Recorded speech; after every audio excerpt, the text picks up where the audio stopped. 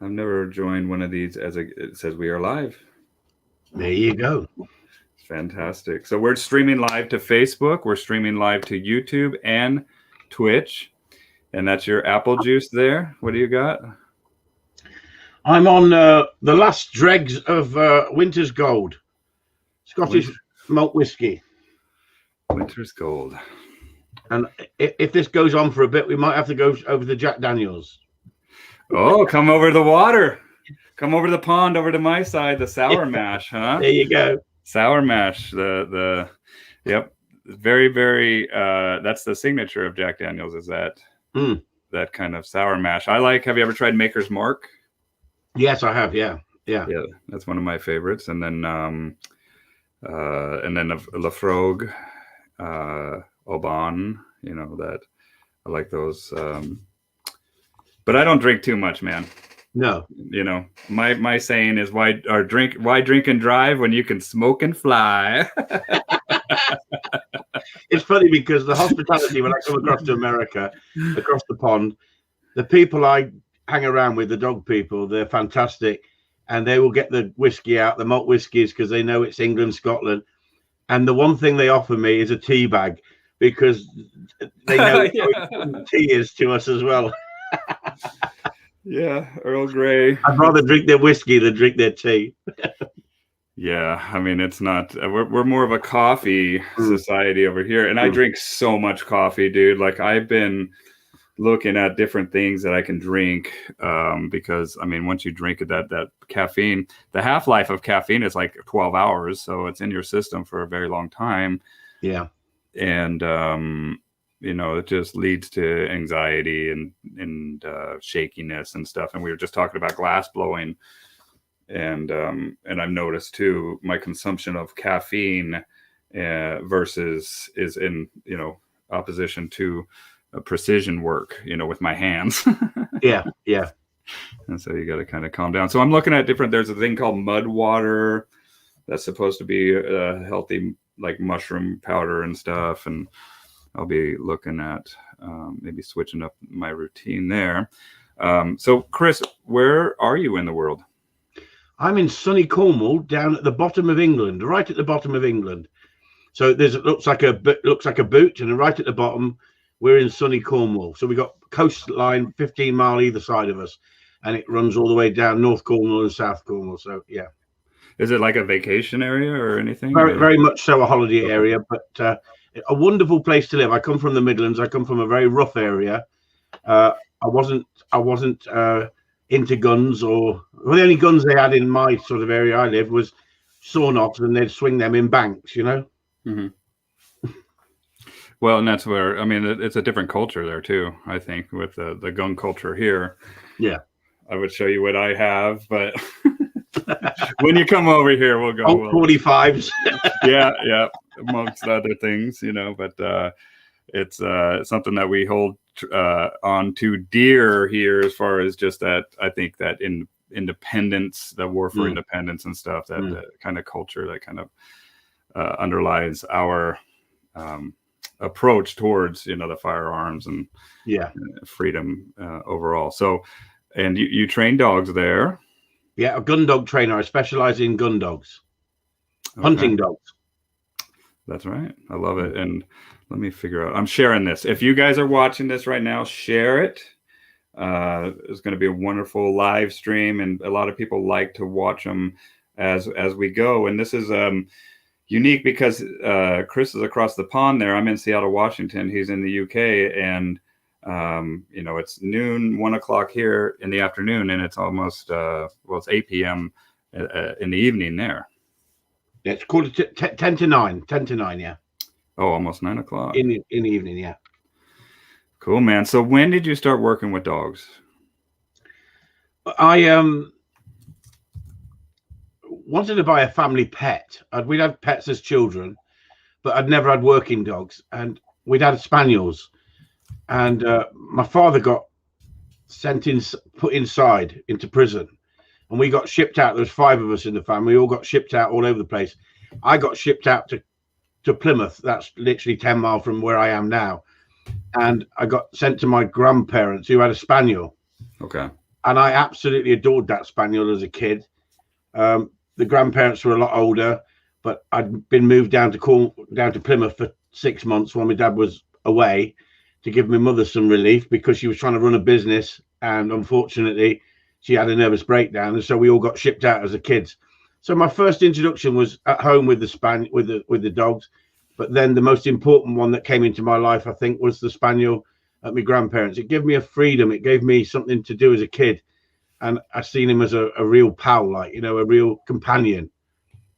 And because I was dyslexic, I struggled in so many ways, Bill, with education. But I could relate to the dog, and the dog and me just seemed to gel together. And yet the dog was, I wouldn't say he was harshly treated, but he wasn't allowed to be a dog, if you know what I mean. He was a nuisance to my grandparents. They couldn't understand the drive and desire he had, and he just needed exercise, he needed fun, and he needed his brain stimulating, you know, and that's what they couldn't give him. And they mislabeled the behaviors that are naturally inherent in this animal. Yeah. And that's what I tell people a lot of times, like, there's nothing wrong that this dog is doing. This dog is just being a dog. It's, you know, when a dog wants to see you, it's excited to see another dog, they run up to him and put their paws right in their face. It's like you and I coming up and giving each other, like slugging you in the arm or something. Like it's a term of, or an act of endearment. But, you know, and a lot of times a dog is happy to see you go up and put their paws on you. And then when it's harshly met with a harsh correction or something like that, then that relationship is not always the best. And it's not built on that trust, because a dog is just being that dog. And it's met with some incongruent. How many kids were there in your house? 5 of us altogether. Okay.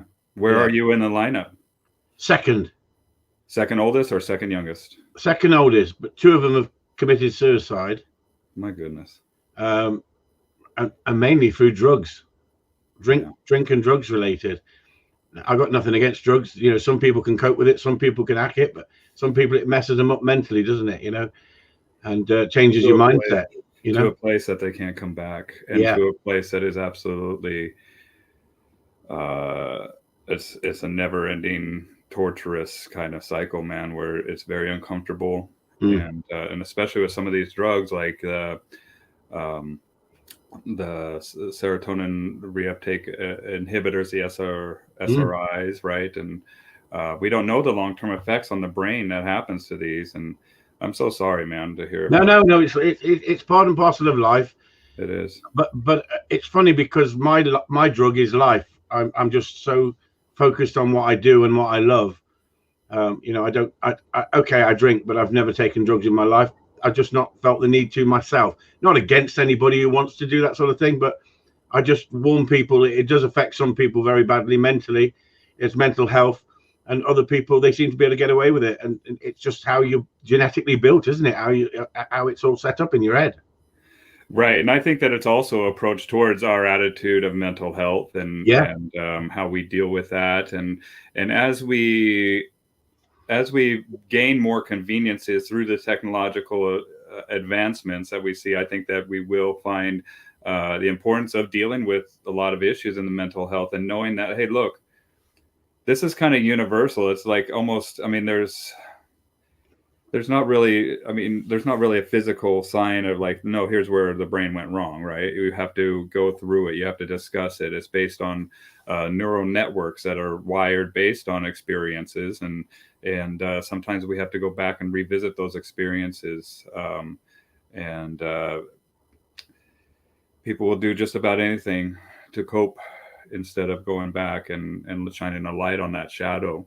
And sometimes it's not a shadow. I mean, it's a lot. I mean, it's huge, because it's not just that shadow of why we overconsume these to escape, but also that shadow of what we're capable of as individuals and as a whole of humanity, right? The little lowercase s self versus the capital S self, what we say, right? Well, Jordan Peterson's a fine example of that, isn't he?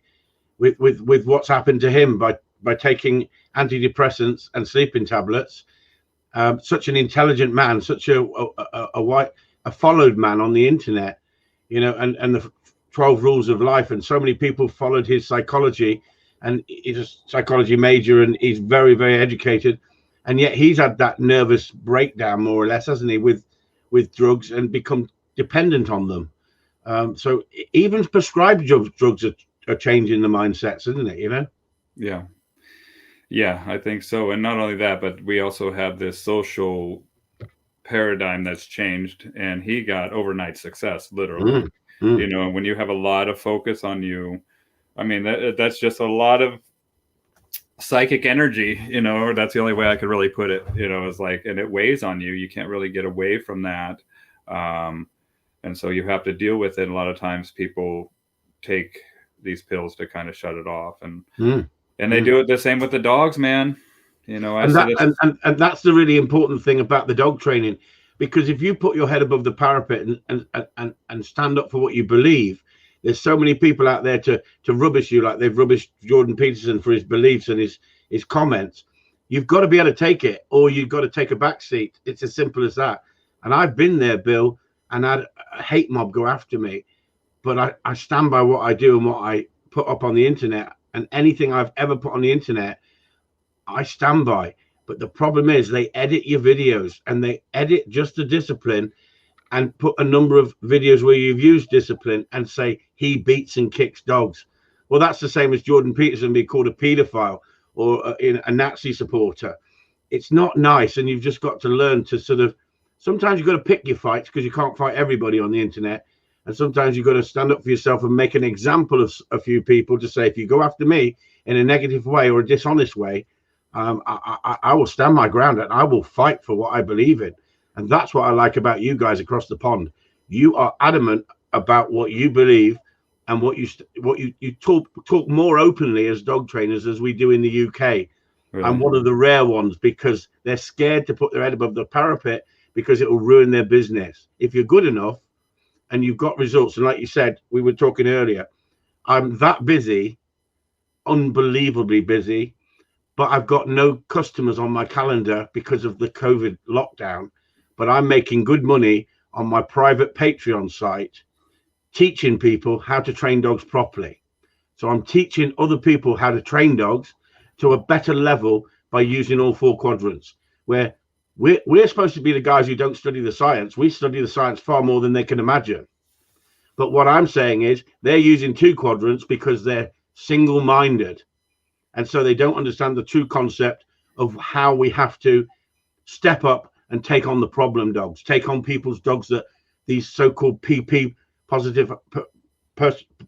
positively only trainers cannot manage. And we're getting shit for it, but we have to keep our head above the parapet and stand up for the dogs, because if we don't, and we get this taken away from us, and that's what they're trying to do in this country, the authorities, the big business, are trying to take this away from us and say everything can be done purely positive. And it's a joke. It's an absolute joke. The Kennel Club in this country, we're a registration company. They're not there to tell me how to train dogs. I've got 35 years experience. Not one of them can come and debate with me, because they wouldn't stand a chance. That's why I watch every trainer, no matter whether a pet trainer, protection trainer, anybody I can watch, whether it's worldwide. If you can give me a little bit of knowledge, I've got an open mind. That's right. That's why I'm very watched in the UK. People like my honesty, but it's not for everybody, because they go, he does nothing but cause trouble because he stands up and fights the purely positive movement. I think someone's got to. Well, just like bringing it back to Jordan Peterson, he talks about the importance of having thick skin. Right. And he uses the example of when he was working on the railroad line, and this guy came in and they called him Lunchbox, and this guy really took offense to it. Right. And pretty soon that guy was out of there. Yeah. Right. Because not only is it, how you are, taking gruff, but sometimes they want to find out if you're not just strong enough to take it, but if you can dish it out too. Yeah. And I commend people that are like that not only can take it, but can also dish it out. But the thing is that we have a leg to stand on, and that's our dog. We have 4 legs to stand on, right? because I tell people, don't believe a word I say. Your dog is going to tell you if I'm full of it or not. Let them show us. Let them be the ones. And not only do we watch these trainers, and I have trainers, gun dog trainers, sport dog, protection, service dog, right, pet dog, and even groomers, right, on this live stream, because there's pearls everywhere, just like you're talking about. Yeah. And I even go, like I read the Karen Pryor book, I would love to go to, you know, different seminars, and I know that there's also you know, things that aren't pearls that people try to think with their emotions, and that's it. You say that people are they're one mind, and I'm like, I don't even think they're using their mind. They're using their heart, which I get, right? Because this doesn't feel good. This doesn't feel good to see this. This doesn't feel good. But dude, doing what's right doesn't always feel good. That's why we have, you know, both good and bad. But we also have to realize that a lot of these dogs that we work with, their next stop is heaven, right? They're and some of these dogs, like, either if I fail them, and some of these dogs I have absolutely failed in my career, or some of these dogs are needing to go to heaven. Like, there's some dogs that I truly think, look, this is a behavioral issue that I can't handle. It's out of my scope.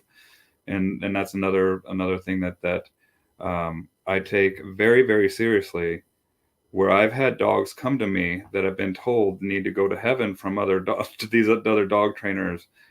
And it's just broken my heart. And I'm just like, thank you for coming to me, because we need to meet this behavior head on. And some of this behavior needs to be met head on, and never has been met head on, and never has been dealt with in a way that dog understands. And once that dog understands, that's how I could take a dog in 3-4 days and show them a pretty good progress video, because we've got a solid relationship and the dog is understanding what I'm saying to them. And we call them in this country boomerang dogs, because they go round and round the circuit. So they've got competition people who buy them. They find a fault in the dog and they shift it onto somebody else, and vice versa. You know, this is the problem. You see these dogs going from one home to another home because they put problems into the dogs and they've not addressed the problem. They just pass the problem on, looking for the perfect dog. So a lot of these competition people are successful, but the average person doesn't see how many dogs they go through to become successful. And the average person that I've found over the years, Bill, will not get rid of that little dog just because it's got a problem. They need to address the problem. So that's why I'm always busy. I've never not been busy. I don't need to tap myself on the internet non-stop, but I still believe that we need to stand up and support the industry in the right way. And that's why I like the American side of it, because at least you guys are talking about it, where in this country, it were like ostriches. They bury their head under the sand. And then when the shit happens and everything gets banned, you've got no one to blame except yourselves. Yeah. Well, and they're attempting to do that here too. Yeah. And just like you say, it's very salacious, because, you know, just like in the corporate America world, they're very knowledgeable on the behavior of people. And, you know, a couple things, you know, just like when you are 10 times more likely to act on a behavior or a decision based on emotion than you are on pure intellect. Right. And so these companies, they'll spend billions and billions of dollars on these commercials or whatnot, branding their products to get you to view them in an emotional light, so you'll buy them without, you know, question, and have an emotional connection. Where we as dog trainers, we live in that emotional arena. Okay. And it's amazing, because we get to live our passion every day working with dogs. But there's also, on the flip side, we have to deal with the emotions of others that really have no leg to stand on, or no concept of what's going on in that picture, what that dog was like before, what led up to that incident. And just like, you know, clipping the movies or videos to make their point, where it's not that at all. But the thing is, Bill, I say to them, put your videos up. If your way works, your purely positive way, show me your dog. Put your videos up and I will follow you, because guess why? No one really wants to give discipline. No one really wants to give correction to a dog. If we could do it with love and affection, I'd be the first person there. And I would change my way of training, Bill. It's as simple as that, because I have a passion for these dogs, and we're letting the dogs down by not standing up and thinking, is money the most important thing? Just to sell yourself on the internet and pretend you're a purely positive trainer, you're a fraud. You're a snake salesman. You've disappeared. I know. I tried this button. There's a new button I forgot all about. I thought you left me on my own then. Yeah, there you go. See you, Chris. I'm out of here. Out of here. No, yeah, I get it, man. And a lot of the people that I've talked to in here in America, they run into this problem where they go and they got a problem dog, or they got a reactive dog or whatever, and they go to these purely positive, and then they realize that it didn't fix the problem.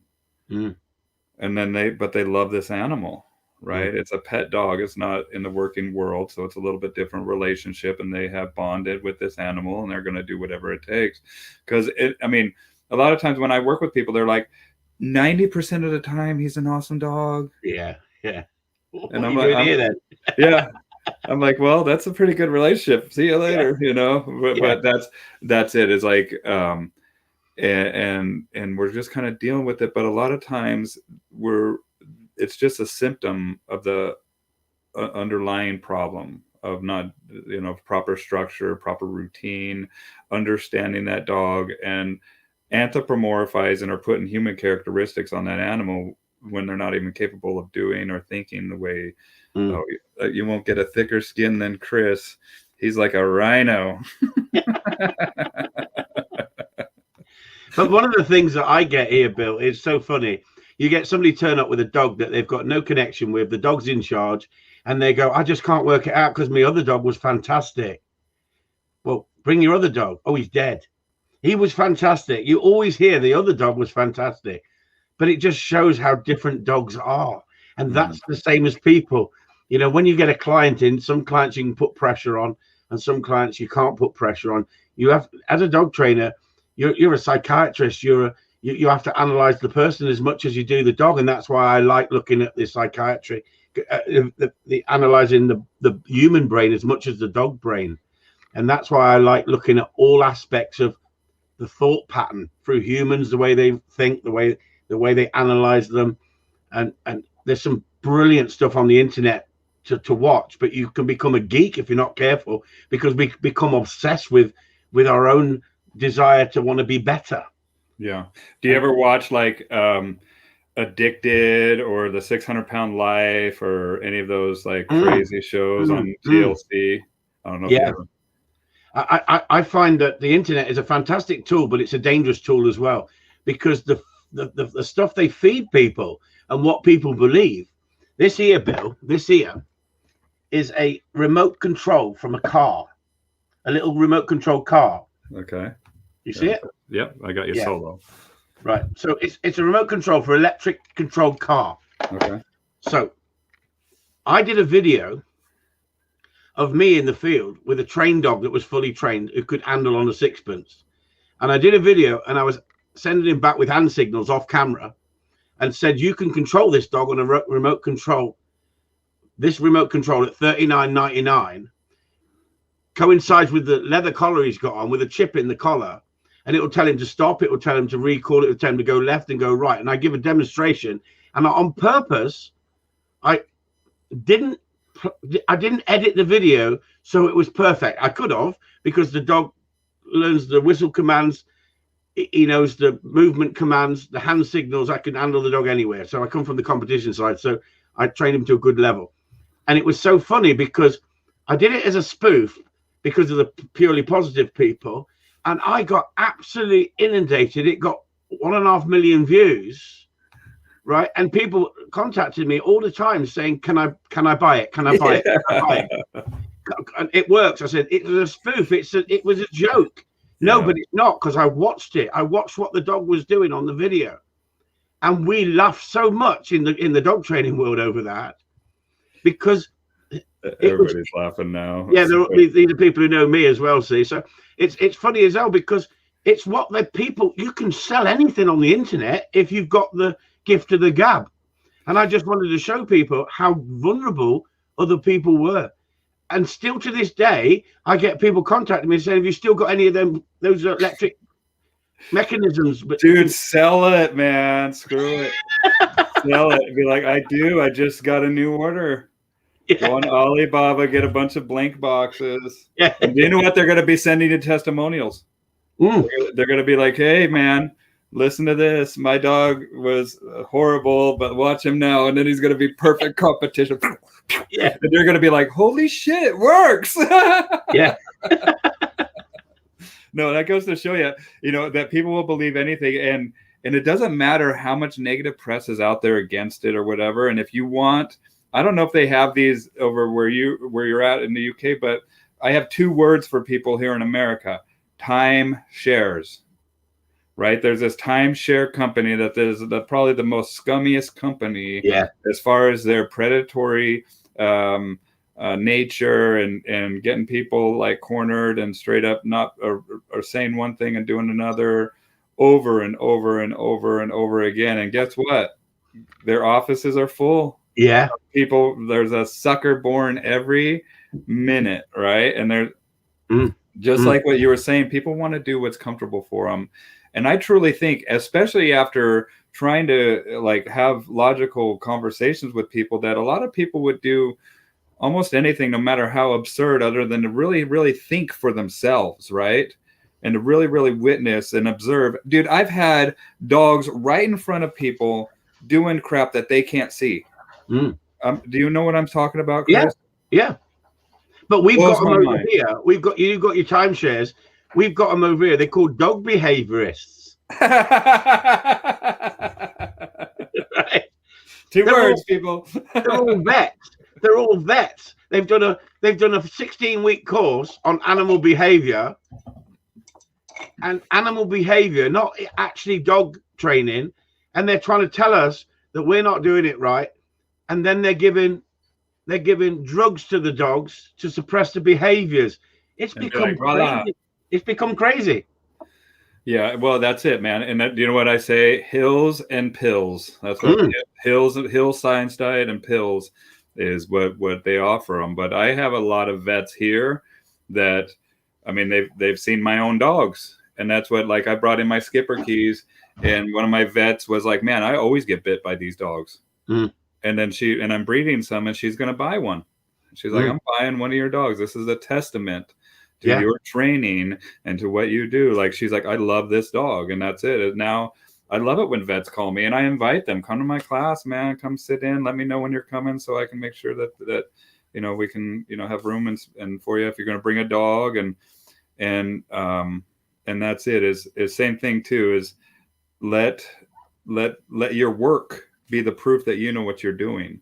Because if they have a good behaviorist or a good trainer, not a behaviorist, they're not going to get bit as much, or they can structure that appointment a little bit better. But yeah, some of the stuff that I've seen adds fuel to the fire a lot of times with this behavior, like reactivity and throwing in what I call dog money, or throwing in dog treats or whatever on this situation, is literally like adding fuel to that fire, or charging up that behavior even stronger. Toughening up the dog in a bad way, where they think that they're the ones that are really, really in control of the situation. But the thing is as well, Bill, that dogs are a lot harder than people can imagine. I don't over pamper my dogs, but I love my dogs. But I can have a dog that has cut itself from belly to belly. Yeah, that's lovely. Dog that can switch off like that.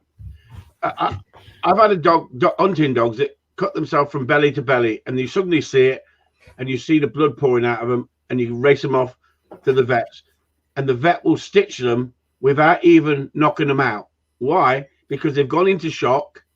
They can cope with it with you there. They trust you, and they're not going to bite the vet, and the vet can stitch them up, and it's so much quicker. I've had situations where vets have said the dog's got to be knocked out. I went, no, the dog doesn't need to be knocked out. It doesn't need an injection to knock it out. You can fix that without the injection. It's far safer for the dog. Yes. And if the dog doesn't kick off on the vet's table, a good vet will do it. A family vet, a pet vet in this country, it's all about this again. It's all about the money. How much is your dog insured? You know, and I've had situations where they've ripped their pad, and I've gone into the vet and said, look, can we snip it off and let it grow again? Or does it need to be stitched? Because you're the experts. And the vet said, no, it needs to be stitched and it's going to cost 160 quid. I said, but hang on, why can't you just cut it off? Can you go and get a senior vet? So they go and get the manager. He comes in and he snips it off like that and says 25 quid, antibiotics. I said, well, how come he wanted 160 quid? He said, blood on carpet. Pet people don't want blood on carpet. He said, you're a working dog, man. He said, so you get charged 25 quid. They'll get charged 160. That to me is exploiting people's emotion again, because people want the best for the little dog. That pad is going to reform itself and grow better than trying to stick it on and we have infection behind it. So the pad will form itself. It's knowing when to step in and use a vet and when not to step in. And we, as professional dog trainers, we've got animal husbandry that we have to know what we're doing, but we mustn't try and be above ourselves. So at certain times, we've got to go into the vet and trust the vet. But other people race the dog off to the vet. It's got the shits. You know, they don't think nothing of it. Spending 190 quid in this country because the dog's got a little bit of diarrhea. You know, from the environment that they're present in, and that their body needs to develop antibodies for. You know, and that's what, like, Giardia here is a big thing that the vets will immediately give them antibiotics. And I'm just like, let the dog like deal with it for a couple of days. Let the dog's body figure out what it needs to concoct here to fight this thing. And once they have that antibody, then they're no problem, man. They're out there drinking the water, whatever they're doing, and they're absolutely fine with it. But that's the problem with humans, isn't it? That we're told not to take too many antibiotics because we're becoming immune to them, and our body can't fight them, and yet they're pumping them into animals because it's a money maker. It's a cheap form of draining money out of people. And one of my pet hates is vet people, because of, unfortunately, in this country, it's become a small practice where if they were dealing with farmers, they're dealing with people who's not going to spend £500 on a sheep, right, or £1,000 on a head of crop. They're going to shoot it. They're going to put out his misery. They're going to do the decent thing. But the thing is that in today's society, that's not acceptable. That, you know, that cow needs £3,500 worth of treatment. We live in the real world, Bill. Yeah, where it's a cost effective, and we look at cost benefit scenarios and looking at the benefit versus the cost. And if that cost outweighs the benefit, then we reevaluate that relationship. And then, you know, what sentiment again, isn't it? Sentiment again. Yeah, but it's also tell me too, what is going on with the dogs and the sheep? Is that in the UK or is that in Ireland? I think where the dogs they've stopped letting people run their dogs free or something because they've been eating sheep or something. No, the problem is we've got the problem with the e-collar in this country. They're trying to ban it. Okay. Same as some states and Australia and some places in Australia. They've got the same argument that, you know, does it save dogs being put down? And we're fighting, and we've got a number of people who are putting their head above the parapet and actually saying, listen, the e-collar used the way we show you. And I'm a big fan of Larry Crone for that, because he's put the videos up and he showed you how he does it. And I was against the e-collar because 25 years ago, Bill, they were just frying dogs. And, you know, dogs, they weren't training them, they were frying them because their frustration of the dogs not listening to them in game scenario, like that I drive on birds and on rabbits, they were running in and they were just taking e-collars and frying dogs, making them crap themselves and pee themselves. Yeah. So I was against it because I'd seen it abused. But as about 6 years ago, I had a big, massive Facebook fight with a person in Scotland who was a purely positive trainer. She didn't like me squaring up a dog that was moving, and I stand by everything I did. So I stood up for myself, and she went over to all the the very soft sites, the sort of women's pregnant association, or and tapped into every site was fur baby sites and dog lovers of the world unite and all this sort of thing. And I had 10,000 people chasing me, after me, and sending me death threats, and they want to burn my place down because I corrected a dog. I stand by that video to this day, but they edited it and just showed the correction and not the whole video. It was 20-minute video. And the whole point of it is I stood up for what I believed, and I started to change hearts and minds, because I said, look at my videos. So I put up 5,500 videos on the internet in 5 years, Bill. That is some commitment. Fantastic. Good job, dude. And I had 3.5 million views.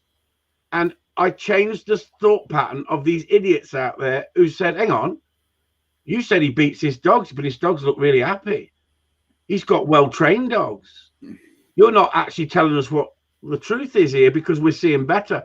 I've had more followers who's looked at the negative side of the videos and gone, this ain't the guy who they're trying to say. This guy's got dogs that I wish I did have. That's and right. So we turned it around, Bill. And this is what this is all about. It's about hatred. And you'd think purely positive people who were supposed to be so loving and caring wouldn't have this vicious, nasty side about them. But they have. They've got a vendetta, because they can't do what we do by using all 4 quadrants. Yeah. Now, I'm not a big science-based trainer, but I've studied the science. Why? Because it's important that if you've got knowledge and you're a full-time trainer, if someone challenges you for something, you need to be able to stand up and say, this is why. So I've studied it, but what it made me do, Bill, it made me go and look for the golden fleece. It made me go look for the perfect way to train a dog without using discipline. And I searched for 2.5 years while still fighting this battle. Guess what? It ain't out there. It ain't out there. There's no golden fleece. And what did I come across that was the most important thing in my life of changing a dog's mindset and being kinder? The e-collar.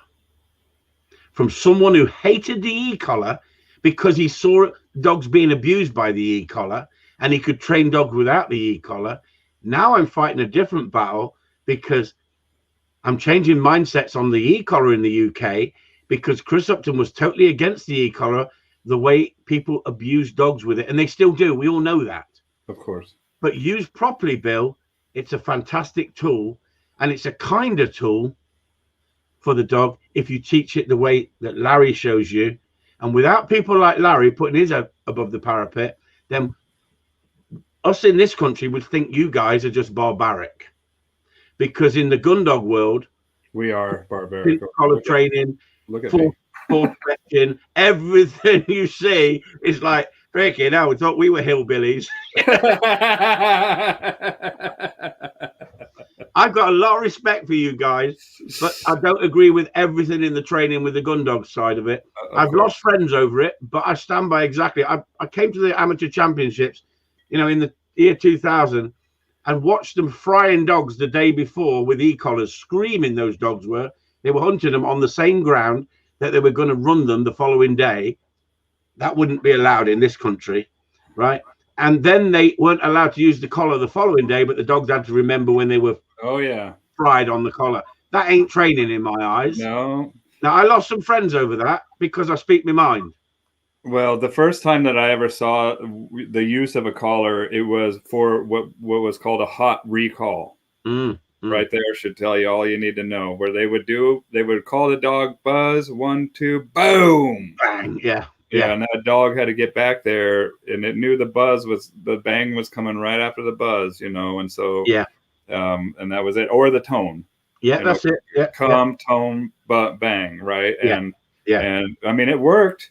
Those dogs would fly back, man, but you better believe that dog was dealing with some PTSD, or it's also just the apprehension that you can see towards that handler. And as somebody with the eyes of a professional that has been in the industry for many years, you can tell when a dog is happy to be working or when a dog is working based out of coercion or or fear, or and then also we have, does that dog respect you, or does that dog respect that treat? Does that dog respect that collar? Does that dog respect that tool?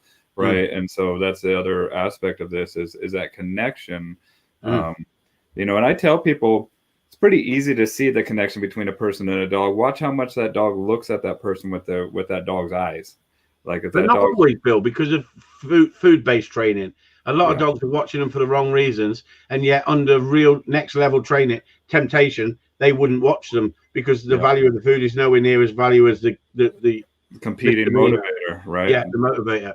Right. I think it's fantastic. I love talking dogs. I could talk dogs all day. The thing is, they don't want to talk about my 95% fun-based training, Bill. They only want to talk about my 5% discipline, because the 5% discipline, they don't get into their heads why it's important. The 5% fun-based training, the haters watch it and actually have better dogs for it. So I'm on a winning streak. Whatever happens, I'm going to have my haters come in there and go, "Ooh, this bloke can train dogs. Look how he gets the dogs to want to come back, not through pain, through gameplay. Look how he gets the motivation with these dogs. Look at the drive he doesn't take away from these dogs." And he's talking about controlling drive, not suppressing drive, Bill. This is what they don't want to talk about. But with 35 years experience, I talk them under the table if they wanted to debate with me. I call them all out. Bring it on. Let's talk about it. Let's bring your training methods against my training methods, and let's see who's got the better dog. That's because I've been there in competition and been successful. I know how to produce a competition dog, but guess what? I don't like performing monkeys. I don't want an organ grinder's monkey. And anybody can train a dog to come back with a belt from an e-collar and suppress that drive. What you don't get that drive when they got glazed eyes and they don't want to leave your side through fear. And so the skill is having a dog that's happy, having a dog on video that you can gladly put up your videos every day and show people how you train dogs. And I stand by that. And I don't care if I go to my grave and only 60% of people support me. I don't care if it's 5%, but I'm saying it the way it is, Bill, because we need to leave some history. Because we read about Conrad Most, we read about Keeler. They're all getting shit because of the methods they had in them days. But that's history. But books stand still in time. But our videos will not stand still in time. But now we've got the technology to put it up and show people, because I can't show you people that I followed 30 years ago because we didn't have the technology. Yeah, we have old like DVDs and stuff, but yeah, nothing like it is today. And and that's it, man. You do have to have that thick skin. Here, let me see. Like, here's one of the ones that I just saw. This Margot Woods. Whoops. Oh shit. Oh yeah. Back to basics. She's in heaven right now. Applewood's dog training, back to basics. Margot Woods, but these are some of the stuff that are what we have. But look at that dog, man. Yeah, we have a retrieve over an obstacle there, and show me your dog do that. Let me see your dog do that. Let me see the relationship you have with these dogs. Let me, and that's it. It's like that speaks volume. Just like what Chris said. Show us your dogs. Bill, let me just explain to you. The people saying bollocks means it's friendly. It's people who know me, and I say bollocks, show us your dog. So bollocks to us is just taking the piss out of people. It's like bollocks, show us your dog. So it's a friendly thing, like well done. So if they enjoy it, that's what they say. So don't get offended when you say. Oh, I'm not offended. There you go. It takes a lot to offend me. I usually laugh at stuff. The more offensive, when I was a bartender, I had a rule that if you told me the most offensive joke, I'd buy you drinks for the night. And I have some pretty good ones that I'm not going to repeat based on the cancel culture. And that's the problem too. That people are using and writing this fervor that they feel on the inside. We call them keyboard warriors, right? And they navigate through social media looking for stuff to offend them, and so that they can become that what do they call it when you're seeking virtue and you want to be the savior or whatever. And You know, a But lot of I times. got dragged into the police station in the UK for Hmm, telling what we call them snowflakes, somebody who's against what I do, and they just want to rubbish you and slander you. And the law in parts of the country are different. So Scotland is different to the England libel laws. So I could take them to court if I spent 25 grand. But if they haven't got 25 grand, I can't get me 25 grand back for damages, if you see what I mean. yeah, yeah. So these people sit on the internet as keyboard warriors, like you say, and they slag you off, they slander you. And I've got a reputation that I'll go after you if you slander me. If you rubbish me, I'll go after you. I spent 10 grand defending myself in court. I could have just took a 6-month suspended sentence for saying to someone, fuck off and leave me alone, Bill. I don't mean to be rude, but I have a right to defend myself. And if someone's lying about me, I have a right to upset them. And then they turned around to the police and said, he's upset me because he's offended me with his language. I have a right to say fuck off. And so I went to court on purpose and I won that court case, Bill. I won it on the grounds that if we can train a dog within the law of this land, just because you don't like it, if you don't like it, don't watch it. You don't need to be taking my videos and editing them. If you do, and then you claim yourself as a victim because you then say I'm stalking you because I make videos about you because you're taking my videos and you're editing my videos. I needed to make an example of a few people to stop the hate campaign. So I took the ringleaders, the ones who were asking everybody to share these videos that they'd edited and ruin my business and ruin my life and my lifestyle. It's not fair on my wife. I'm strong, but it's not fair on my family. So I stood up to these people and I've won every court case I've ever been in court for. That's how the conviction that I've got. And that's why a lot of people like the fact that I stand up to these nasty, vindictive bullies that are supposed to be purely positive. What's Isn't that purely funny? positive about that, Bill? Right. Isn't that funny? The most salacious attacks that I've ever received in my life are from purely positive people. Yeah. And it's like, it only works. I mean, are you only positive? Like, that's not positive, man. Like, and it's like, I wish one guy was like, somebody should string you up from a collar until you stop, like all this, like basically death, wish. And I'm just like, I just delete them now, man. But it stays with you, dude. And I don't care how tough of a skin you have. It affects you a little bit. I know it. I mean, it just has to, because you're trying to show people the truth. And they're spinning, literally taking and cutting up and spinning it to say something that is almost the exact opposite of what, if not the exact opposite, you're helping this dog. Yeah. And they're saying that you're hurting this dog. Yeah. And and then we have man's law versus natural law, right? And natural law is what these animals adhere to. You go to a dog and you'll be like, hey, man, can't walk in the street. It's jaywalking. It says man's law right here. And then they'll be like, oh, got it. No, they're walking in the street because they don't give a crap about the street and the man's world.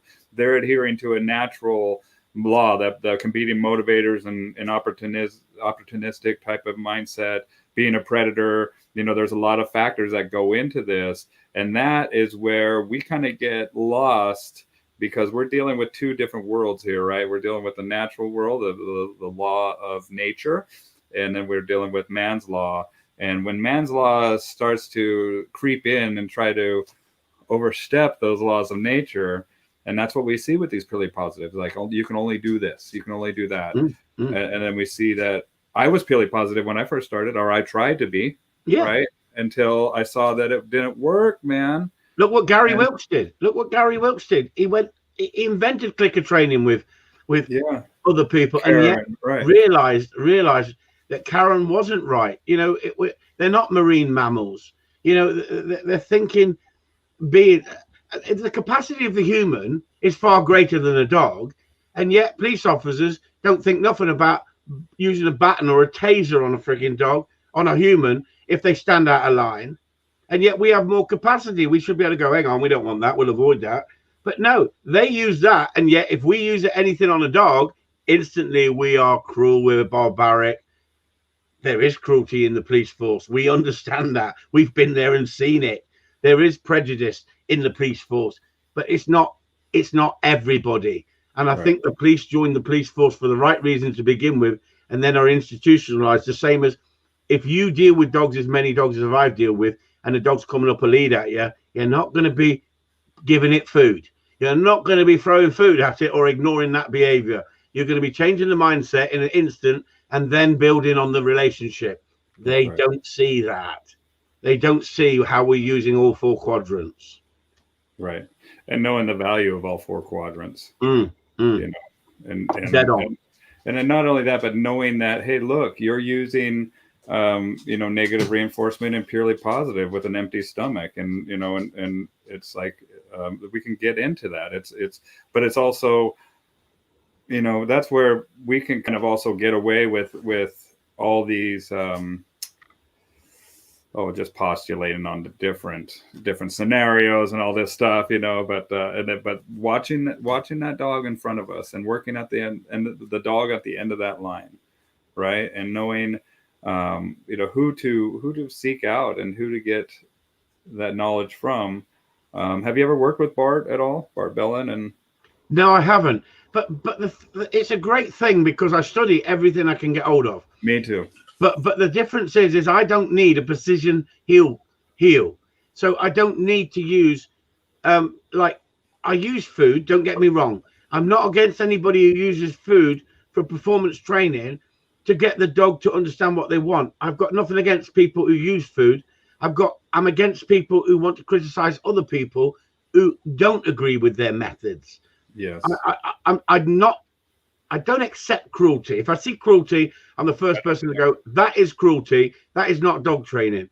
That's where I draw the line of saying I'll expose somebody if you're just using cruelty to try and master a dog, suppress the behaviors. But at the end of the day, I'm not against positive trainers. And there's some great positive trainers out there, but I don't think there's no such thing as purely positive. I think they are just on a myth if they believe that it's purely positive. Because as soon as you put a lead on a dog, that's not purely positive. Do you use a check chain? Do you use a choke collar? Do you use there's so many aspects of dog training that I could rubbish if I wanted to. I've never used a choke collar in my life, a prong collar. I've never used it in my life. I use a slip lead, but I use a rolled up slip lead that's very soft, and I use old Keeler methods of leash corrections, and I use Conrad Most methods of so many things. We talk about Skinner and we talk about he invented this and he invented that. Well, Conrad Most was months before him, and yet he's not credited in the same way unless somebody picks up that book. But as soon as they pick up a Skinner book, what do they say? Well, if you want to stop a dog digging holes in the garden, fill the hole with water and put the freaking dogs in it and waterboard it.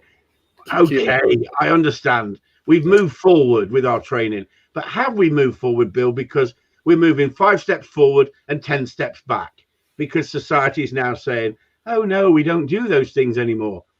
Talk about tying a piece of wood into a dog's mouth with gaffer tape, and if it's eating and chewing furniture and then it bump into a few things it'll not freaking associate the wood with anything pleasant. It's old fashioned. It's like Barbara Woodhouse in this country.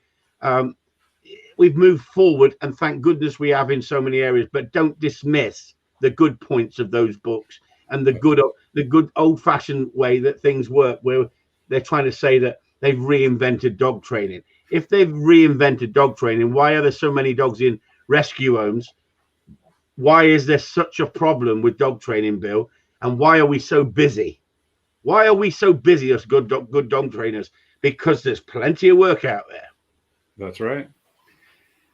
Hold on one second. Jack! I got that old dog here that he'll just drink and drink and drink until he's peeing all over the place. So it's like me with whiskey. He just fell down. Okay, he's doing okay.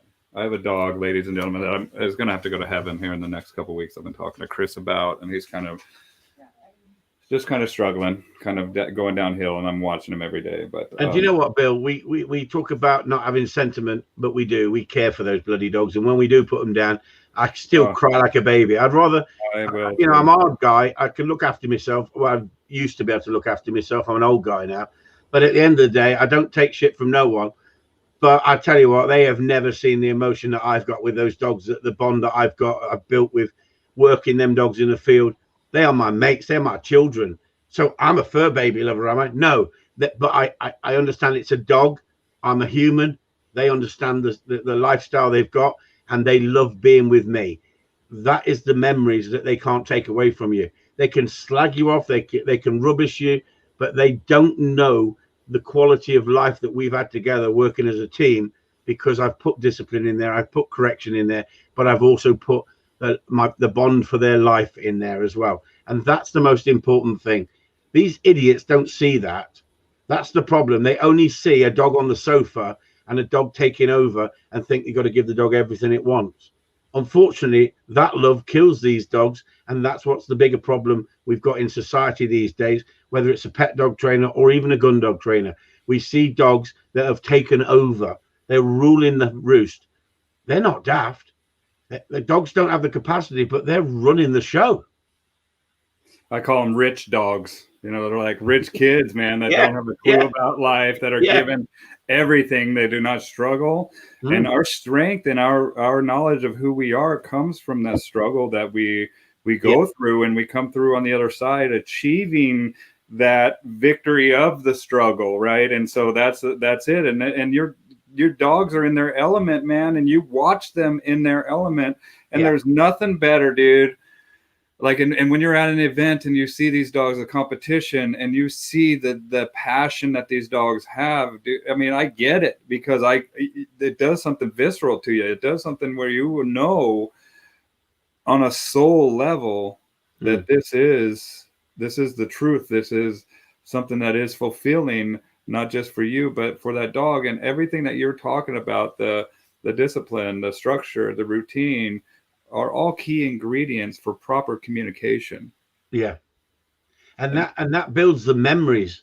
The memories. No one can take away those beautiful memories you've had of working as a team together. You know, a bird is flushed, the dog stops, you shoot it, the dog doesn't move till told, the dog goes straight to the bird and brings it back. There's an art in what I do. And people go, no, it's just dog training. No, it's not. It's far greater. It's a deeper thing. It's man and animal working as one. Yes. And I won a competition under a judge called Wilson Stevens, and he wrote a book called Gun Dog Sense and Sensibility. And I read this book before he judged me. I knew him through the trialing world, but before he judged me on this prestigious open, like all the clubs in the country entered this interclub test, and to win this was a high prestige test. Anyway, I've read his book, and because I'm dyslexic, when I first picked it up, and I've been training dogs for about 10 years, I found it very confusing. And then another 10 years on, I picked up the book and I understood everything he said in the book. It made sense to me, but something made me go back to it and read it again. And I probably tried to read it 3 times before it went like a light bulb moment. Yes, now I see what he means. Anyway, I won this open test, and I got 50 out of 50 for the score. And he made a speech, and I think he was about 104 at the time. 104. So he'd been in the gun dog world for a long time.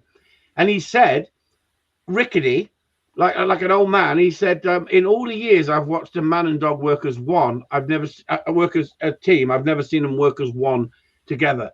That gave me the biggest buzz, Bill, because I'd read his book 10 years before and understood it at that point. So after the event, I went over to him and said, thank you so much, Wilson, coming from a man that wrote the Gun Dog Bible, in my view.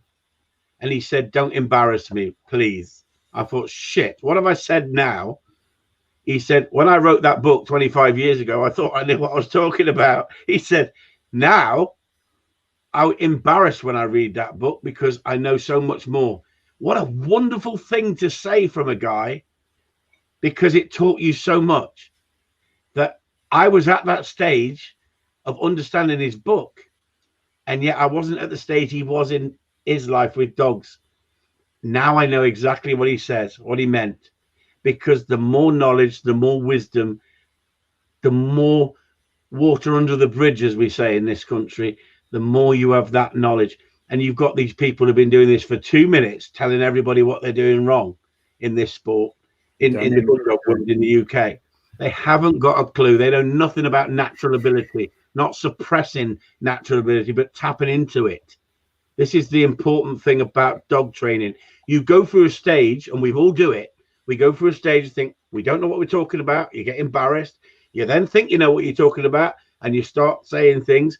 Then you watch yourself 10 years later on the stuff you were talking about and think, shit, didn't I sound an idiot?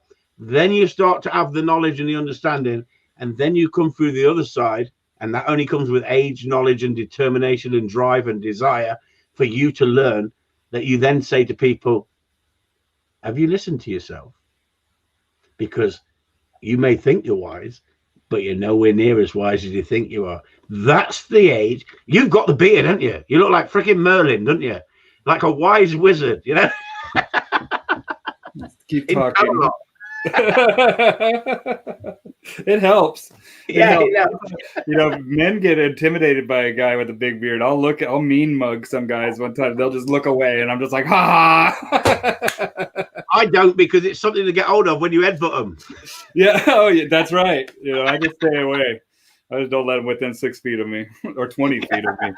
More like, well, 20 feet now, but and you know, and that's it, man. Is I love people like that are always learning, and as soon as you think that you have it all figured out, you're dead in the water. You're a dinosaur. And that's it, man. It's like, this is a constant evolution. We have Mr. Phrase. Hi, Mr. Upton, Mr. Church, Mr. Phrase. I just all right, Chris, how you doing? And then we got another bollocks.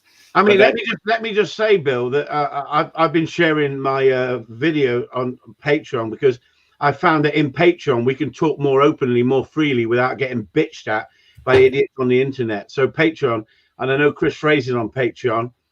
I've had my differences with Chris, as in the way he puts himself across, but that's up to Chris. But there's a video going around asking for support for he's got a court action against someone he critiqued, and it was abusing a dog, right? And I can tell you that I agree 100% that we should stand up to these idiots on the internet. And you have freedom of speech in America. I believe in freedom of speech. I don't believe you should be able to slander someone for no good reason. Absolutely. But I do believe in freedom of speech, and I will back people like Chris Fraser for standing up to that woman who was abusing that dog. And he has now got a court case. That's the price you pay if you put your head above the parapet and start to fight back. I've got a lot of time for Chris Fraser, because I think he's a good dog trainer.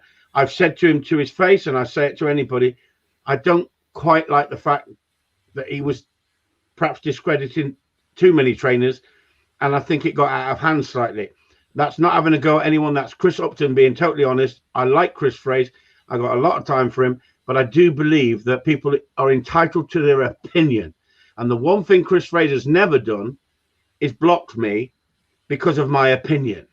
And so I give Chris Fraser credit for that, because many a trainer that you may disagree with, and I've had a number of them over the years, they'll block you and talk about you, but they won't debate with you. Chris Fraser has always been willing to debate with me, and he knows I speak my mind, and he has stood up personally and said, we owe Chris Upton for standing up to these people and fighting and going to court and winning that court case.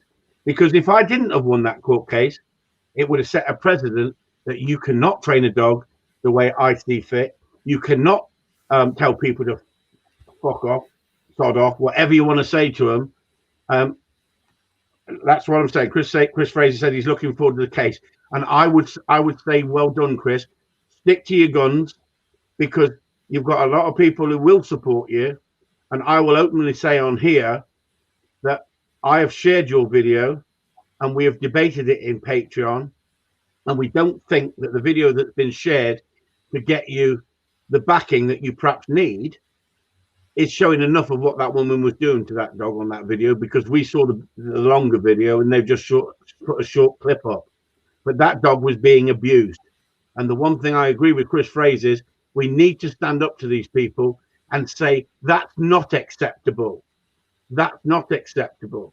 I've got an accredited training course for trainers, and I am so busy on Patreon, I don't need to be on the internet promoting myself. And yet my calendar used to be absolutely full with customers with problem dogs. Why in this country? Because no one's willing to address real problems and sort them out the way we do sort them out. And so Chris Upton is doing really, really well. And thanks for promoting that. But guess what? He doesn't really need it, because I'm happy with the people we've got in there, open-minded people who want to learn. And that's what it's about, everybody. It's about, I had 7,000 subscribers on YouTube, 3.5 million views. They're non-paying customers. Look at that. I tell you, it's your paying customers that matter. It's your paying customers, the ones that bring in the views. And I put up 5,500 videos in 5 years for free on YouTube, and people abuse me and use me. Now they have to pay for it, but at least in Patreon, you're protected. You can have a free speech. No one's going to rubbish you, and no one's going to get at you. And I appreciate that, Bill, for putting that up, because it's a fantastic new format, and Chris is doing it as well. And would I follow? I need to do it too. I need to, and I was going to ask you. Would I follow Chris if I was a pet trainer or a protection dog sport trainer? Yes, I would. But as I'm a gun dog trainer, so much of what he says that I do agree with. But we have a right to disagree. That's the whole point, Bill, isn't it? That's right. We have a right to disagree. I love to debate people, man. Yeah. I love to figure stuff out. I love it when somebody presents me information that stops me in my tracks, and I'm just like, yeah, you got it. Boom. You know, I love to be sold. I love to be sold. When somebody sells me on something, I can't be civil with it. Well, and that's it. Is like when we start to be uncivil, that's when we start to delve into the realm of what we call logical fallacies, right? Because we start to delve into the emotional arena instead of staying in the facts. Thanks again. Cool. And that's it, man. Is that it stems from the purely positive. Why they're so popular is because people don't want to do what feels bad, but it's also with other dog trainers, and it just becomes where we need to look and stay in the realm of seeing that which is seeing the truth. Instead of trying to, and people ask me, what is the truth? And then we have the subjective truth of your experience of what's going on. And then we have the objective truth of what's going on. Right. And that's where we get into what the term called solipsism, where people think that their subjective experience of the truth is the truth. Yeah. Right. And that's where we got to get in and be like, look, no, that's not the truth. That's your perception of the truth. And your perception can be influenced by many different variables. Your past life experiences coming into that situation, your lack of knowledge, your having plenty of knowledge and experience, right? And everybody's different. And that's how we come together, by debating and by being like, hey, look, this is where I am, this is where I am, this is where I, and then figuring it out. And with love, compassion, and empathy, and for our fellow man, we can figure all this shit out. We can, right? There's nothing that we can't talk about when we come from a place of love and understanding. Even when we're going to be like, hey, man. But the problem is, Bill, not all of us come from a place of love and understanding.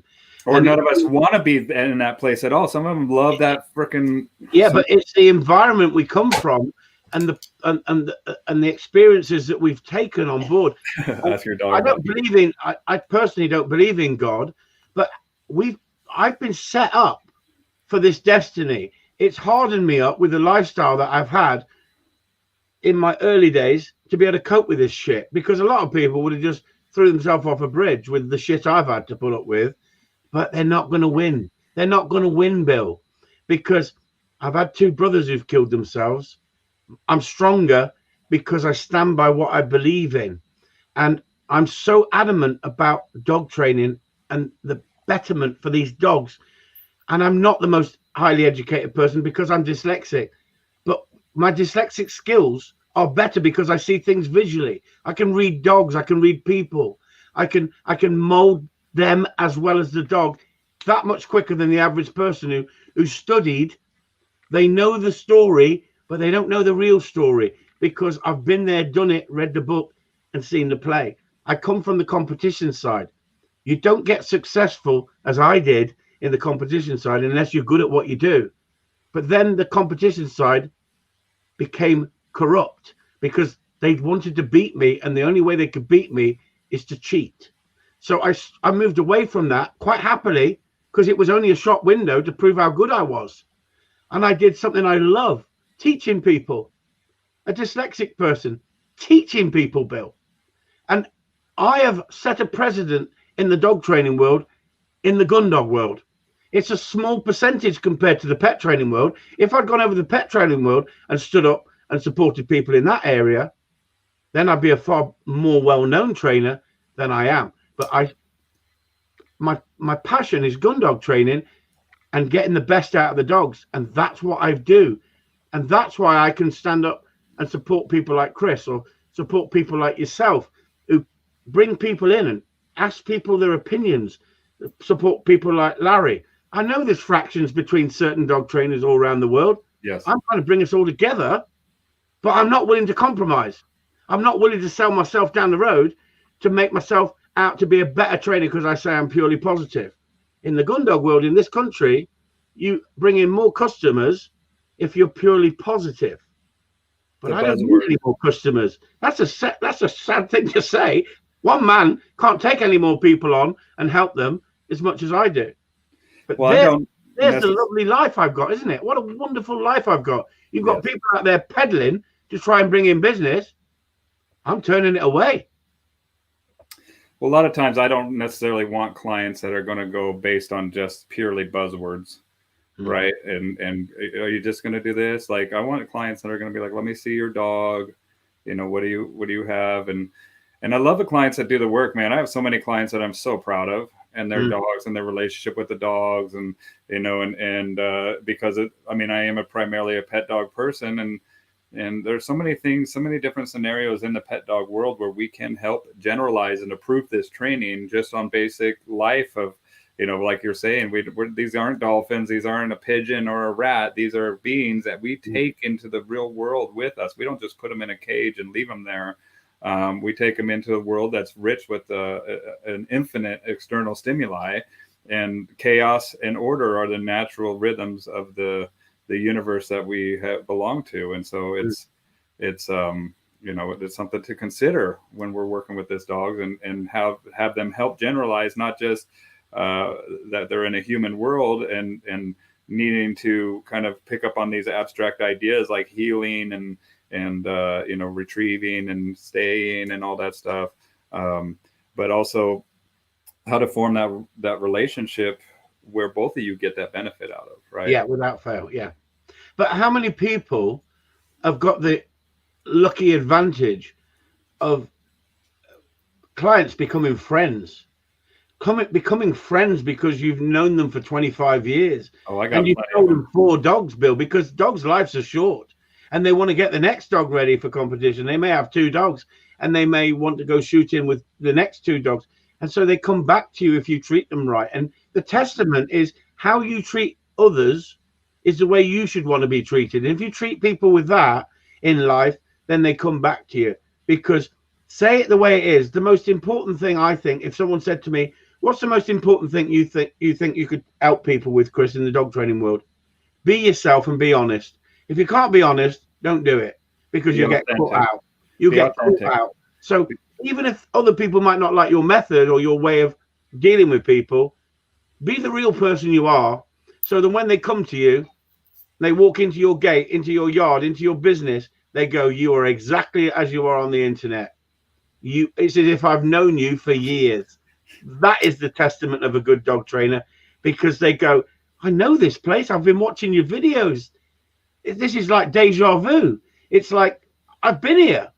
They haven't. They've been in there in their head by watching the videos, but they know the real Chris Upton. And the one thing I say to them when they've had the training, am I the person you see on the videos? And they say yes. That's more important to me, Bill, than being some false bastard out there selling an ideology, a false ideology. just to make money and preying on the emotional emotional baggage of hot other people. buttons. Yeah, and making money on that, man. And that to me is we can do better. I mean, we talk about going after other people, and I've done that, but I've gone after other people who have dissed me as a trainer, and I think I have a right to do that. People like Dale McCluskey, but he's just a joke. At the end of the day, he'll be back again now, making another video because I've just mentioned Dale McCluskey. But you know what? He's harmless. Dale is. He's just so harmless. I did a conference with Dale one time, and we did you? Yeah, not a live stream. We didn't go live. Oh, I want to watch that one. But yeah, I don't. But whatever. I mean, we'll see. People. I mean, that's. And a lot of times, man, people don't realize, and we realize it as dog trainers because we get the brunt of the attacks a lot of times. But if you tell somebody, hey, I really like this guy, like 2 people will check him out. But when you tell somebody, hey, I really hate this guy, 20 people will check him out, right? And so that's probably why I've had so much following. Yeah. And they're like, what the hell, man? I don't get it. Like, people are smart too. And that's it. It's like people will get it. They see with their own eyes. You know, a lot of times, I was saying a comment about people thinking for themselves, but there are people out there that absolutely can think for themselves. Yeah, they see the dog in front of them and see that you create a happy dog, or they see the dog that was an asshole that they're given to you, and then not necessarily an asshole. Maybe the dog is misunderstood or misunderstood the situation, whatever. And then it comes back, and then we got a dream dog or a situation where they understand fully, you know, the communication and how to do it, and it brings their relationship to that next level that they're very grateful for. And can I ask you a question, Bill? Yes, sir. You don't have to answer this. Is it the IPC? You're a member of that with Larry's a member of that as well, is it? What's it called? What's it called? IPO? IPL, is it? I'm not sure. I'm not with a big with Chad Mackin and IACP. Yeah, IAC, right. Are you a member of that? No. I've gone to like 10 conferences. Right. I go to the conferences, but I'm a lone wolf, dude. I don't really belong to any organization. I never have. Can I ask you why, Bill? Just because that's just the way I do it, man. I've seen politics in certain situations just get out of hand, and I just really don't want any reflective influence from that. I have my business, and I've studied on my own, and I own canine professionals and a lot of different domains, and I was thinking about starting my own kind of organization too in the future, but primarily just because I like to do things my own way, and I always go to the conferences. I network, but just no real reason. If you're not a member, can you just turn up? Can you? You just have to pay extra. Right. Yeah. Right. You have to pay extra, which I'm fine with. Right. And Todd McVicker, Nelson Hodgett, and a lot of people have, wanted me to join, and I enjoy going and So do you know much about the story with Martin Dealey and how he was in one group and then he broke away from that group, just formed that group? Yeah, Martin was the original person that I talked to when I first heard about the IACP, and we chatted, and God bless him, and all hail Dale. Great. Now he's really going to be watching this. And he was a good gun dog trainer too, huh? You guys are, and he's from your neck of the woods over there too, right? You knew Martin? I think I don't want to talk out of hand with somebody who's not here anymore. Okay. I think that a lot of the American market thought he was better than he really was. I'm not being rude. I'm being totally honest here, and I'm being very careful how I word it. He introduced the e-collar over to the UK, and he did a video, a gun dog training video, and I've got the video. And to be honest with you, his book is fantastic because he had an understanding, and he was a lecturer, and so he put it in a simple format for everyone to understand, and he was very clever at that. And so I'm not rubbishing him in public. I don't want to do that. What I'm saying is, I'm being totally honest here. I think a lot of the American guys took him on board as being the messiah of dog training. He wasn't. Okay. He wasn't in the gun dog world. He was known in the gun dog world, but he hung around with the film stars, the top people, and he interviewed top people, and he had the gift of the gab, and he was a lovely chap. A lot of people liked him. But the more I listen on the podcast that Chad Mackins and all this sort of stuff about him, I think myself, you don't really know the real Martin Dealey compared to what you've made him into, a god in some ways in America, because as if he was the god of gun dog training. I'm sorry, but I'm being totally honest here. I appreciate it. And that's not being rude. Well, it's not attacking his character. It's not at all. It's not as if we've got bad blood between us. Right. What I'm saying is that more I listen, and I've listened to so many podcasts over the years, and Chad Mackin taught me quite a lot about pressure and release on the long line. And so, you know, I'm all for Chad at certain times, but Chad seems to change his method of training every few years, and everything's throwing food at dogs all at the moment. So, you know, I'm not trying to rubbish him. If it's debate what we're talking about, I'm not the guy sometimes to put on in front of a camera, because I'll say it the way it is. But I don't mean to upset Chad. I don't mean to upset anybody. I just say it the way it is. But there's too many people out there that are living on past history and past knowledge, that just because you hung around with real film stars in the gun dog world didn't make you a top trainer in your own right. But he was a very intelligent man of knowing how to manipulate people. He did the same with Cesar Millan. Martin Dealey got involved with Cesar Millan in a big way and promoted himself off the back of Cesar. I'm not rubbishing him, don't get me wrong. I'm saying that I am wiser than people can imagine with the knowledge and understanding that I've got about our country, your country, training your methods, our methods, as in the gun dog world. So I can touch on those subjects and know what I'm talking about. Well, would I rubbish Chris Fraze for his experience in protection dogs? No way. Why? I wouldn't know whether it's right or not right, but I can see a man who can read a dog, and I can see a man who can read a situation. There's the difference between, you know, in your place when not to get involved in that sort of shit and try and tell somebody who's been doing it, and you can see he knows what he's talking about in that area. Same scenario as Gary Wilkes. I've got so much time for what Gary does and what he puts up on the internet to fight our corner, because he could have easily gone down the positive only method, clicker training, but he's got the wisdom, he's got the knowledge, he's got the understanding, and yet look at the shit he's got for a bunk towel. Look at the shit he's got for a bunk towel, because so many people disagree with a bunk towel.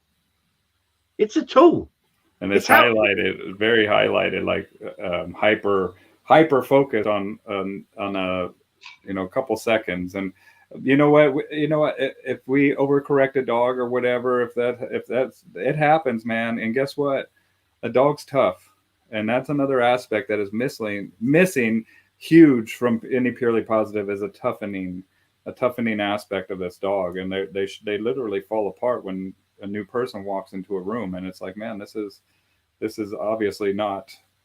But listen to this, Bill. They reckon that a dog is 9 times harder than a human.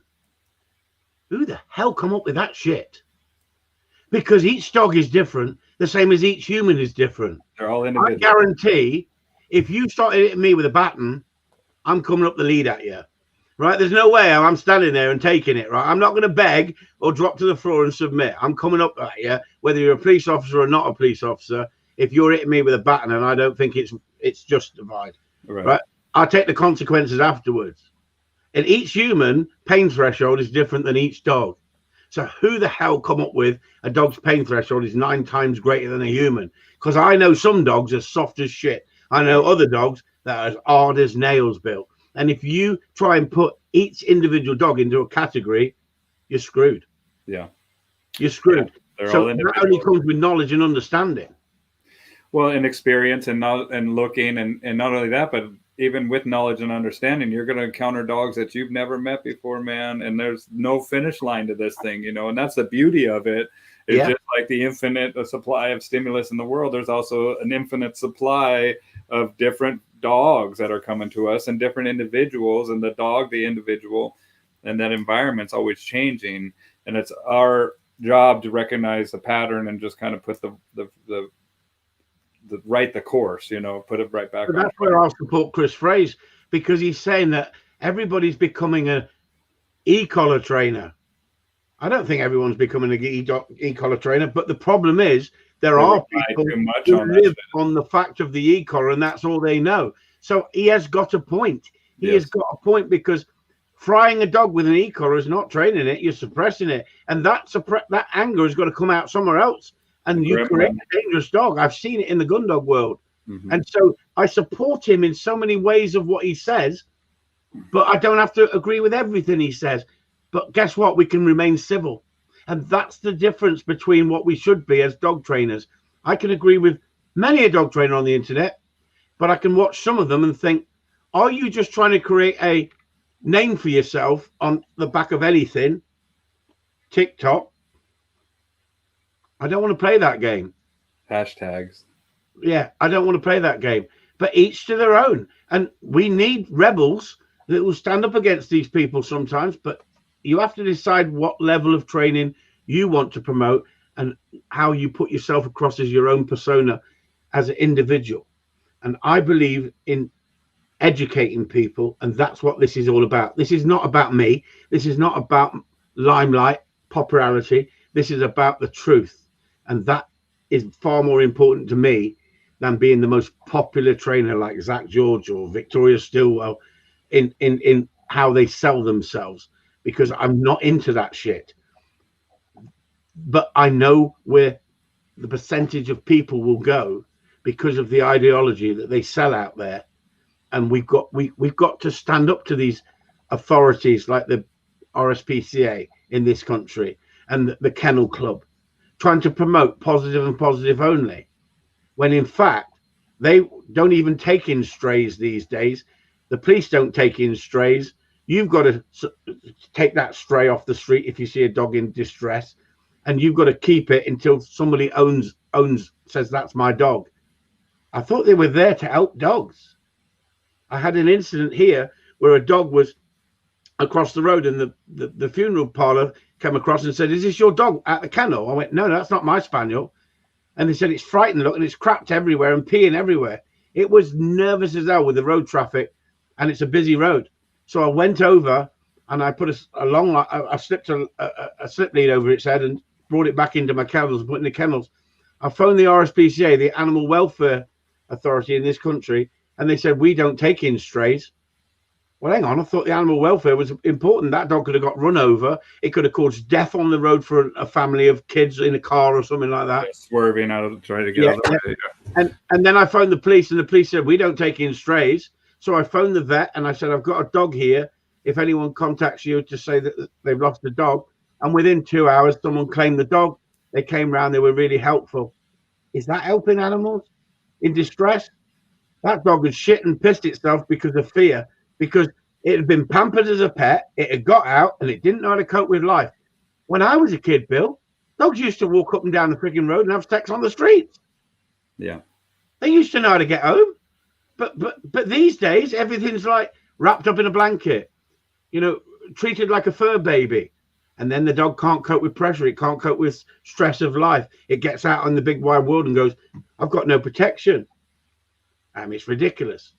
And the dog just runs. I remember I watched a dog almost get hit by probably 10 different cars. The lady pulled over, got out of her car to go to the bank or something. Dog bolted out of her car, no leash or anything on, no recall. The dog is scared out of its mind. Anytime somebody would try to get close to the dog, that dog would take off running. And she's yelling at people, "Don't get close to it." Like, it's just a shit show, man. Yeah. And it's like, dude, this is so chaotic. And this is such a, it just felt chaotic and felt, it just felt like it was about ready to get way worse. Yeah. And it ended up that this guy on a motorcycle on the road driving by recognized it, and the motorcycle kind of careened this dog over into this parking lot. But look at how many people's lives this lady who didn't take the time to train her dog. Look at how many people, and I watched, probably about 12 or 13 people actively like interrupting their day to get a hold of this lady's dog, where if she just took the time to show the dog how to exist in the human world, and that includes toughening up that animal, Mm, letting mm. them deal and get a proper understanding that Cope with this pressure. Cope with pressure. cope with pressure, man. Mm, mm, And it's a fact of life. mm, Like I'll drive to the store. Guess what? I got to deal with pressure driving to the store. I got somebody on my ass. I got somebody, just the fact that I'm moving in a vehicle, that if I don't pay attention, careen off the road, boom, that's pressure. I can die. There's a lot of pressure that we have to deal with that is inherent, baked into life. And when we take these dogs and make them our emotional dumping bags and don't give them the proper understanding of how to exist in this human world, I frankly believe that that is a disservice to the animal. And it's not only a disservice to the animal, but is it our moral obligation, because we are higher consciousness beings. We have parts of our brain that allow us capabilities with our thought process, and we're bringing the dog into the human world. It is our obligation to ensure that they are fulfilled as well. And we do that by understanding who they are, what makes them tick as the individual, not as the breed, mm, right? Because mm, there's different individuals, mm, right? In that, even in the gun dog, we have gun dogs that might be afraid of a gun. mm. Imagine that, right? That individual, but we have some gun dogs that love it, and it's like each individual dog we have And to. yet, Bill, if we get a gun dog that is afraid of the gun, we have an enclosed area that we call a rabbit pen with rabbits in there, and they got stick piles in the rabbit pen. And if we get a dog here that is slightly gun shy or really gun shy, we put them in the rabbit pen. We teach them to chase, and the desire to chase is the natural instinct to want to chase in the dog. And people go, oh yeah, but you never stop it. Then that's a load of rubbish, because you take it away and you teach it to stop when told to stop.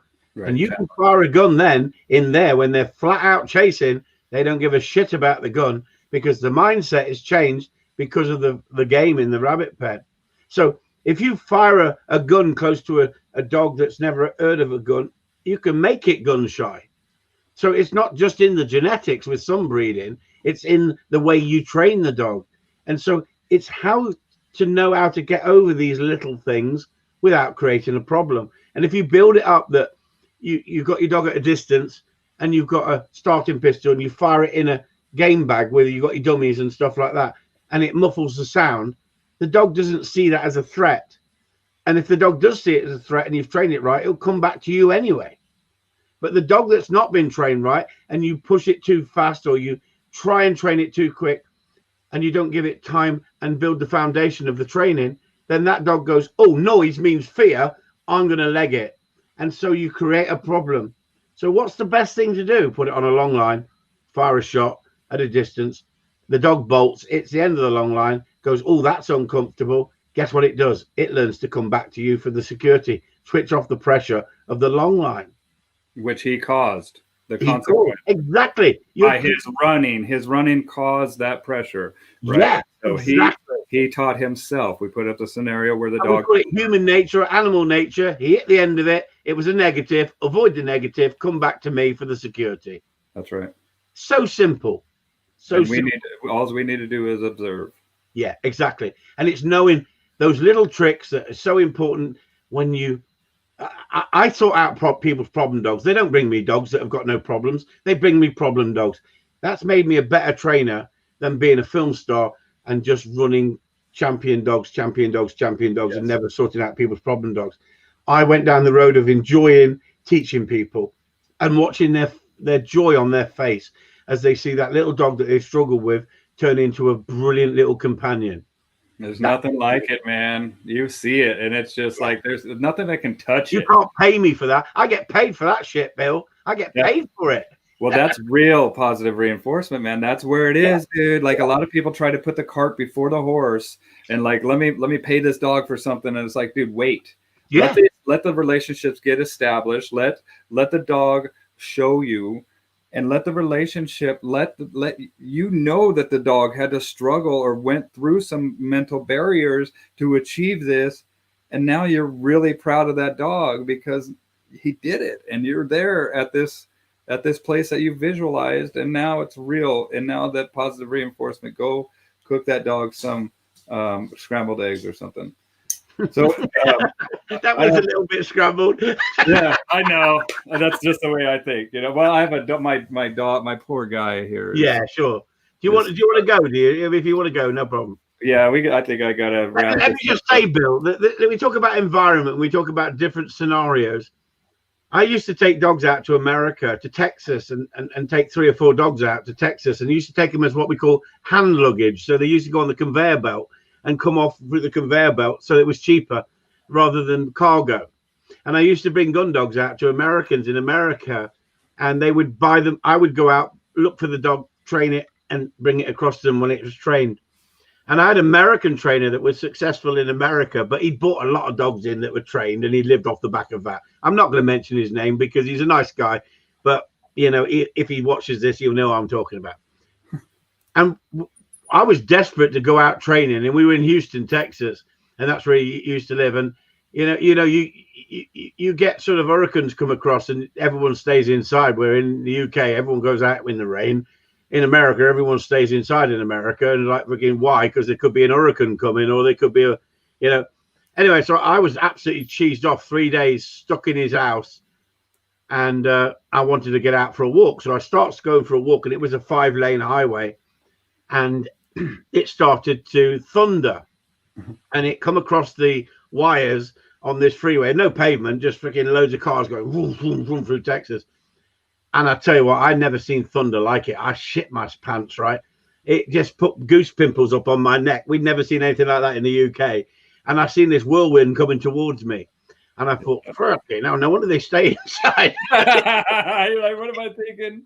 And he goes, where the friggin' hell did you go? I said, I was bored. I went for a walk. He said, you don't go for a walk in this weather.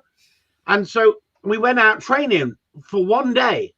And I was there for a week. It did my freaking head in because I'm out every day training dogs. I love training dogs and training people. And so I went stir crazy. So we went out training, and I brought one of these dogs over for a client of a guy who I'd bought the dog for him to bring it across, but 3 of my own dogs that have gone across there as well. So I brought 4 dogs over technically. That keeps the cost down with the flight ticket and the expense of it. So we took this dog out that wasn't mine, and my dogs are trained to a good standard. And he threw a pigeon, a live pigeon, and it went skimming down the field and landed in the hedge. No, just short of the hedge. And the dog went for the pigeon when he told it and went onto the hedge. And then he asked the dog to come off the edge and pick the pigeon. And the dog took no notice. Now, my dogs would have took notice and come off the edge straight away. And I said, aren't you going to get after him? And he said to me, no. I thought, why? If I give a command, it's got to be followed through. And that's why my dogs are so well trained. He said, there's nothing on that edge that dog's going to find, trust me. And in the UK, if a dog gets on an edge, it's going to find game. But in America, in Texas, I didn't know. I was naive. I said, aren't you going to get him off that edge? You've just given him a command. He says, he ain't going to find nothing on the edge. Trust me. I says, why not? He says, because all the predators have ate them.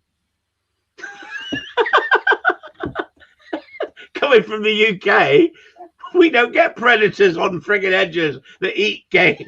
Oh, yes, we do here. Even here, man. Coyotes, bobcats, bear, cougar. We got it all, man. Like when I buy chickens, I buy like 30 extra for the wildlife, But what a simple thing, Bill. What a difference between your method of understanding dogs in your country, in a gun dog trainer. He's a good dog trainer. He's been successful. But he was right, because I've never been in that situation, because on our hedges, that's where most game will be. Yeah. So all the dog did was pull onto the edge to say, has the pigeon gone onto the edge? He left it, and when it did come back, it found the pigeon. He went there, and the dog learnt from it. And yet I would have raced down there and grabbed the dog off the edge and said, listen to me, because I gave you a command. Because the hedge would have more value than in the field, where he was right what he said, but you only learn that by being there, Bill. Yeah. Knowledge through experience. Yeah. is a totally different ball game than just reading about it, or you know. But I want to do this again. I think we're just scratching the surface, and I want to talk to you again. Would you? Yeah, very nice chatting to you. I mean, I've thoroughly enjoyed it. Okay, good. Yeah, I'm just gonna go take care of this guy. I think he's I understand, Bill. Yeah. And we've been chatting for an hour and a half. So how can people? So Christopher Upton. Let me show the Patreon page one more time, just so. But what is the Patreon? It's patreon.com. I'm on YouTube, Chris Upton on YouTube. I put videos on there, and if you want to go on Patreon, then fine. We do a teaching service on there, and it's a fantastic group of people, like-minded, and we educate. We don't bitch, and that's the most important thing to me. But you can come on there now, free speech, and I'm a strong believer in free speech, Bill.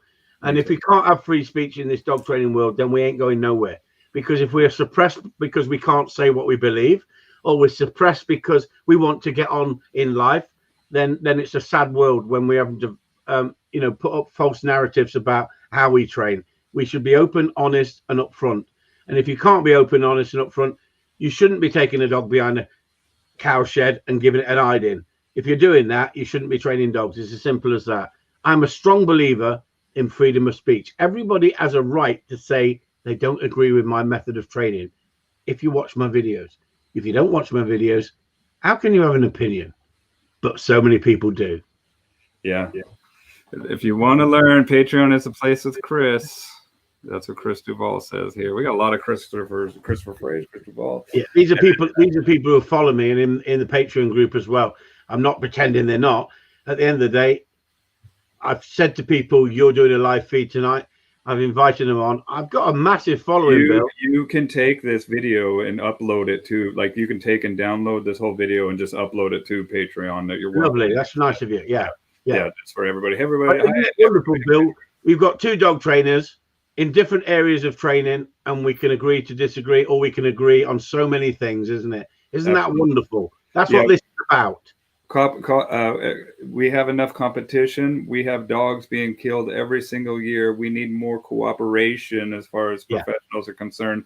And what I really resounded with you, Chris, is the fact that you, Bullocks, coming again, is the fact that you adhere to the truth, and you like the truth, and you think that that's more important than making or keeping friends. And that's the way I feel as well, is like, look, that's the truth that stands by itself. Our soul resounds with this truth. And that's why, when we see the dogs behaving in their element, that it just does something to our heart. And, and I encourage you to keep speaking the truth. And it makes sense why you do have a thicker skin, and there's a lot of similarities between you and I. And I think the next time we chat, let's talk about our upbringing and how that brings in our kind of how we see the world and approach this dog training. I mean, I'm dyslexic as well, man. No, I didn't know that. Yeah, I try because you come across as a more of a science-based theory trainer. I've watched you over the years. Yeah, and I am. I mean, I just trudge through it, man. I have to read shit 3-4 times, and before I pick up through it. So people with dyslexia, there is an app that I recommend. It's called Voice Dream, and it actually, whoop, me too. People are dyslexic. It actually reads out loud PDFs out loud to you. And so if you can find a PDF version of this, and you can find all the Keeler books are a PDF, and a lot of old publications you can find PDF, and it will read it out loud to you. Yeah. And so I'll read it, and then I'll have it read to me. But a lot of these learning disabilities, I think, can empower people once they start to figure out how it can give them strength. And and I was born hard of hearing, right? So I'm no ASL or ASL. I haven't done it forever, but what does that mean, Bill? That's a bad Saturday morning. No, just kidding. As you take a slug of your alcohol. What, Bill? At the end of the day, truth prevails, doesn't it? Yes. And if you stand by what you believe in, and you are the person you are, people will like you for the right reasons if that's what they like as a person. If they don't like you, move on to somebody else. Life's too short to be fighting with everybody on the world on the internet, isn't it? And Yeah. the internet is a fantastic tool if used properly. It can be a dangerous tool. I mean, look at the scenario with your politics at the moment in America.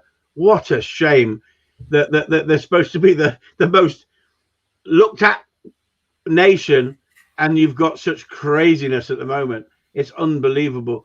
But I don't agree with everything Trump did, but I agree with so much of what Trump wanted to do. He wanted to help people.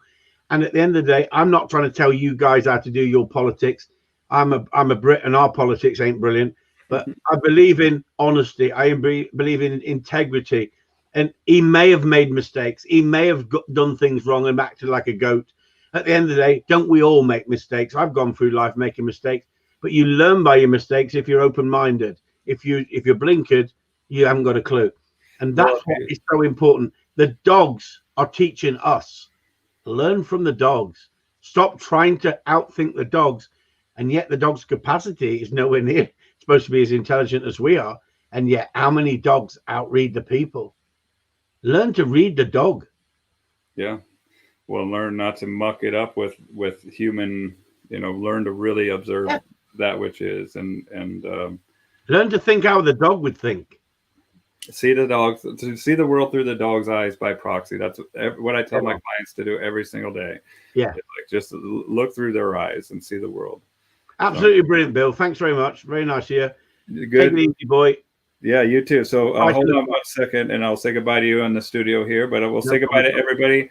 Everybody share this video. It was a great conversation with Chris, and we're also on YouTube. Subscribe to me over there. I need to get up to 1,000 subscribers so I can start to get some cha-ching. And thank you, Chris. And goodbye, everybody. We'll talk soon.